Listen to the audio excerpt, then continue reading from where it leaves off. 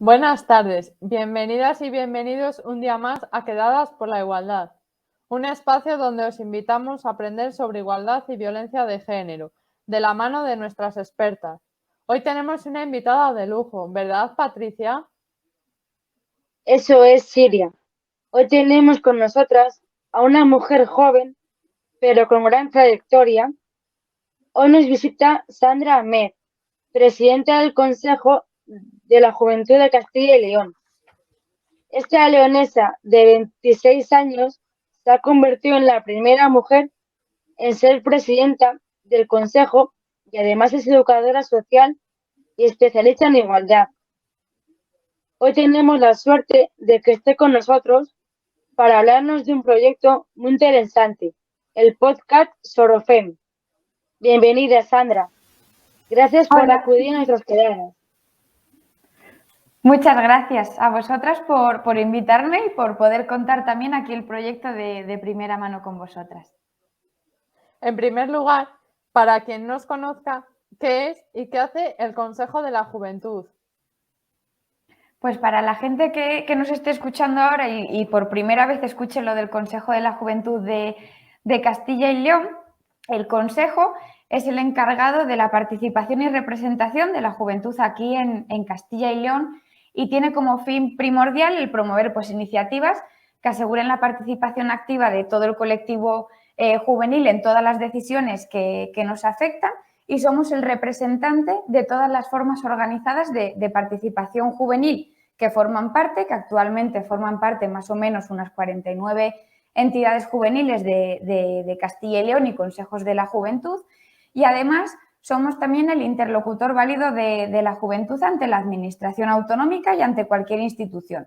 Es decir, que somos el ente encargado de trasladar todas las demandas de la juventud, hablando tanto de demandas en materia social, laboral o de cualquier otro ámbito, porque siempre ponemos sobre la mesa y el foco que la juventud es algo transversal y que no solamente nos afecta una temática específica como puede ser, por ejemplo, educación, sino que al final nos afectan todos los ámbitos que nos rodean.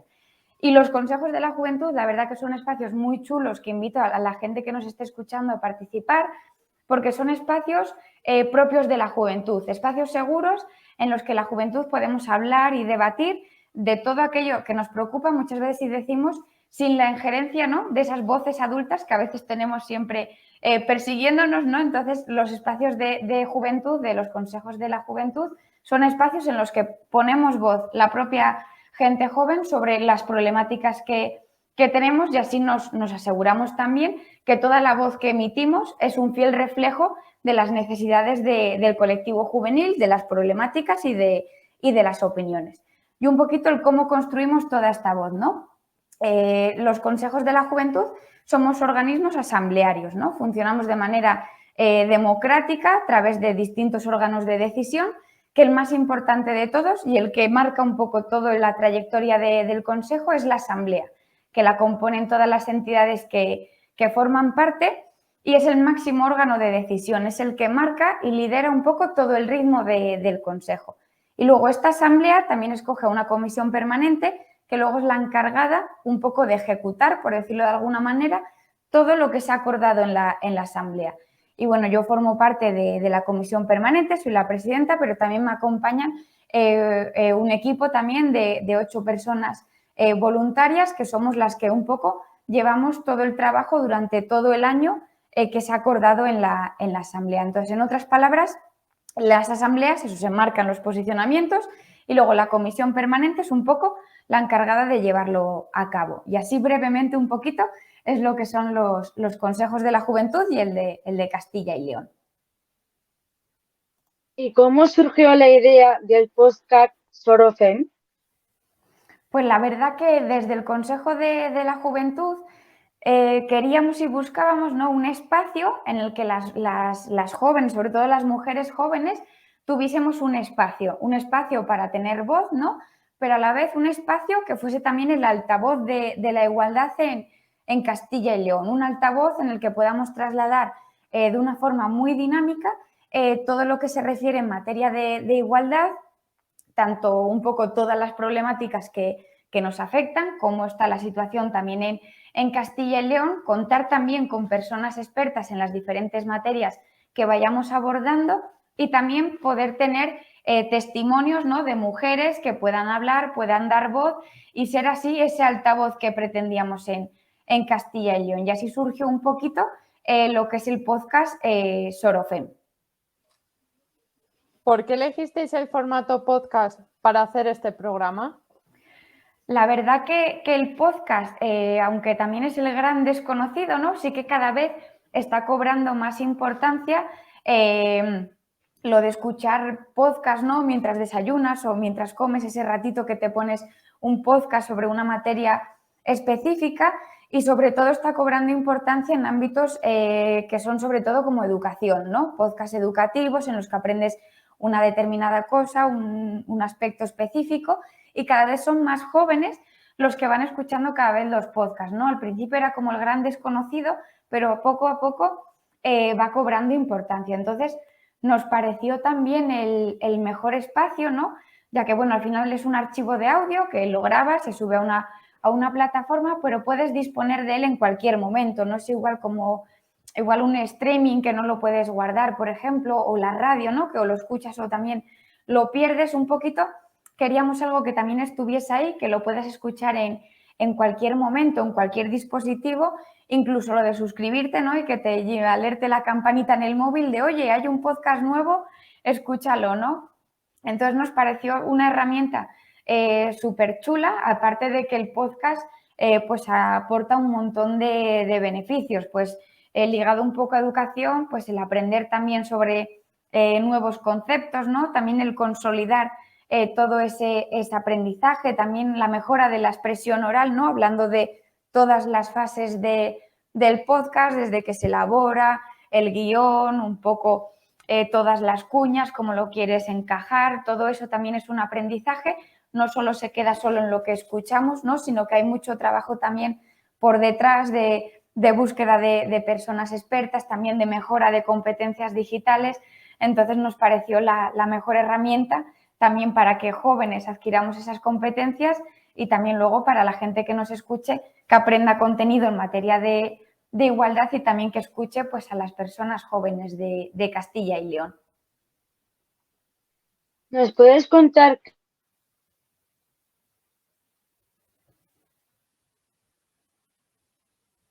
qué significa?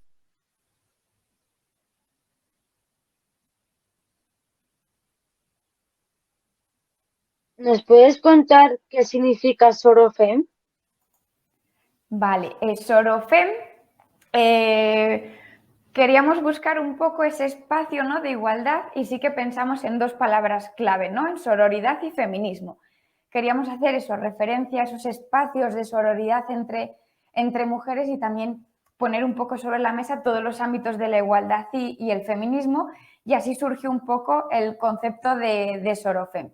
Un espacio pues eso, en el que mostrar la realidad de las mujeres jóvenes, ¿no?, de la comunidad, visibilizando pues también los diferentes tipos de violencia sobre la mujer, situaciones que vivimos cada día las mujeres jóvenes, y nos pareció lo más correcto, ¿no?, también ese espacio de sororidad y feminismo entre mujeres en Castilla y León, que visibilizásemos todo de una manera y a través de un espacio seguro, un espacio de jóvenes para jóvenes, llevado por jóvenes, y que las mujeres nos sintiésemos también cómodas en ese espacio. Entonces quisimos jugar así con las dos palabras, ¿no?, de sororidad y feminismo. Hasta ahora habéis publicado 3 episodios. ¿Cuáles serán los temas de los siguientes? Bueno, ahora nos hemos adelantado también y hemos sacado varios. El primero fue sobre recursos de ayuda en materia de igualdad en Castilla y León, en el que nos acompañó también la directora general de la Mujer, Ruth Pindado, y la coordinadora de unidades de violencia de género de la delegación de gobierno, Jessica, nos acompañaron para contar ese podcast. También hemos abordado el activismo feminista, visibilizando también entidades que están surgiendo ahora, como la Asociación de Feministas Bercianas. Hemos hablado también sobre el amor romántico, los mitos que hay en torno a ello también También hemos abordado la violencia sexual y ahora nada, esta semana hemos sacado el de ciberviolencias de género. Y los próximos temas que queremos abordar es el de mujeres con discapacidad o discapacidad siendo mujer, también el acoso callejero, ¿no?, que sufrimos las mujeres día tras día, y el último será sobre violencias machistas, derecho y perspectiva de género. Y así queríamos tocar un poquito todos los temas. Y por este año son los temas que tenemos planteados, que sí que queremos, pues eso, continuar con el podcast porque creemos que es un espacio muy chulo para aprender, para visualizar también la realidad de las mujeres y que mujeres jóvenes se sientan cómodas escuchando también el podcast y puedan también participar. Como presidenta del Consejo, también te queremos preguntar sobre los datos que tenéis sobre violencia de género entre los y las jóvenes de Castilla y León. ¿Cuál es la situación? Pues cuando hablamos de la situación de las mujeres y concretamente de las mujeres jóvenes, sí que podemos decir que ha ido mejorando sustancialmente a lo largo de estos años, también gracias, entre otros factores, al movimiento feminista, ¿no?, de nuestras antecesoras, por decirlo de alguna manera, que han ido marcando un poquito todo el camino que había que seguir. Pero sí que es cierto que la violencia contra la mujer y concretamente contra las mujeres jóvenes sí que es un problema que es necesario abordar.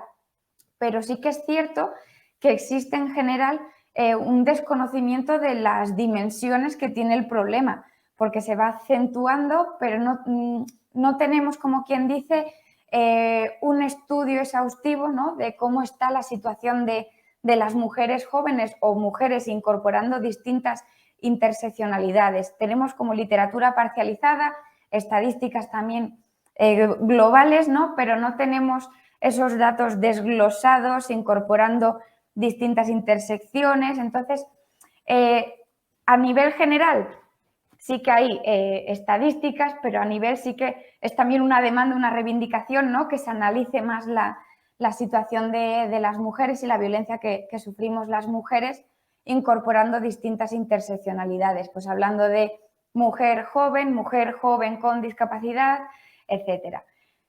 A pesar de la falta de datos, sí que por centrarnos también un poquito en los que hay actualmente en torno al colectivo juvenil, hay un estudio, un informe sobre la percepción de la violencia de género en la adolescencia y la juventud, que sí que plasma datos bastante preocupantes, ¿no? Por ejemplo, en un 96% entre las mujeres y 92% entre los hombres sí que se considera inaceptable la violencia de género. Pero aquí sí que entra un hándicap y es que no todas las formas de violencia de género tienen el mismo rechazo, ¿no?, ni todos los comportamientos que se observan o se identifican como maltrato. Esto también es un problema que viene arraigado por el uso de las nuevas tecnologías. Y ahora me vais a entender también por los siguientes datos que os voy a plasmar, porque una de las consecuencias también más preocupantes de la pandemia es que ha aumentado las violencias de control contra las mujeres y se ha agravado también estas experiencias, ¿no?, estas vivencias de violencia y de acoso dentro, sobre todo de la pareja. En 2019, un 57,7% no había experimentado este tipo de situaciones, pero después de la pandemia ha aumentado en casi un 20% el número de jóvenes que han tenido experiencias de violencia o acoso. Entonces, esto es bastante preocupante también porque ha aumentado el control personal de la actividad, ¿no?, de dónde estás, déjame el móvil para ver con quién hablas, no hables con esta persona, no te vistas así. Entonces, parece que estas conductas como que ya les teníamos superadas, pero con el aumento también del control a través de los móviles, también todo esto se ha agravado. Entonces, es bastante preocupante y hay que abordarlo. Todo esto también nos lleva a hablar un poco de la transmisión generacional, ¿no?, que todavía se siguen escuchando mensajes como los celos son expresión de amor o si te pega es porque te quiere, ¿no? Parece que todavía eso sigue ese calado en la sociedad y casi alrededor del 80% de adolescentes entrevistadas y entrevistados decían que todavía seguían escuchando esos consejos por parte de una persona adulta.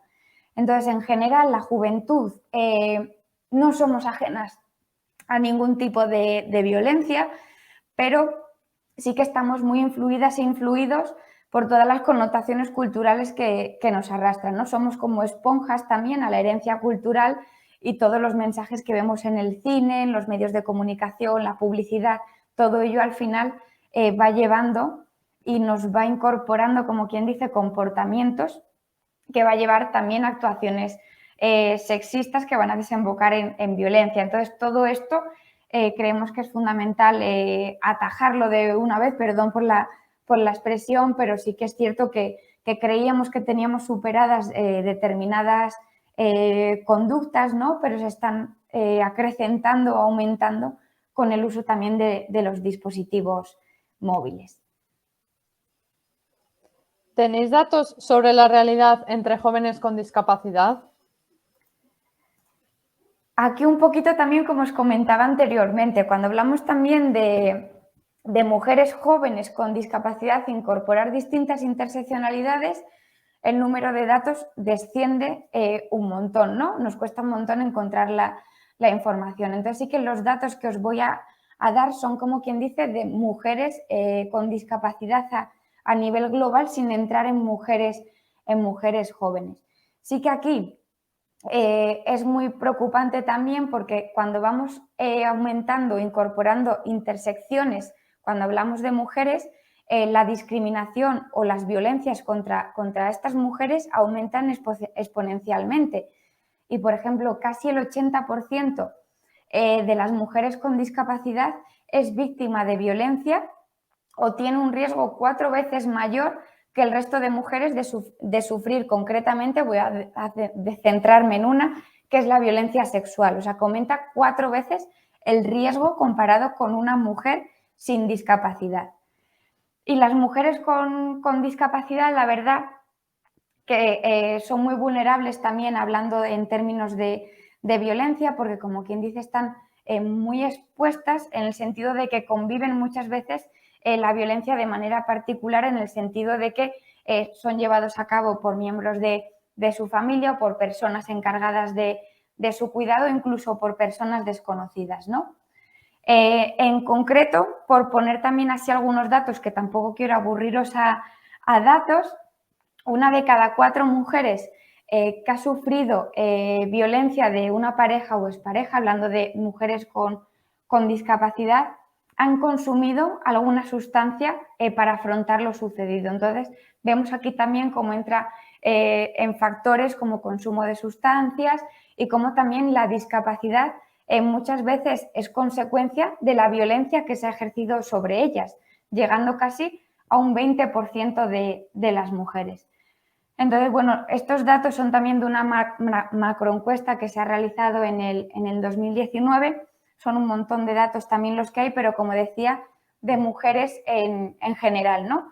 Entonces aquí vuelvo a dejar otra vez la píldora de que es importantísimo aunar los esfuerzos para desarrollar realmente estudios e informes que contemplen todas las realidades de todas las mujeres y no solamente se quede en global contemplando solamente la realidad de una pequeña parcelita de mujeres, estas mujeres.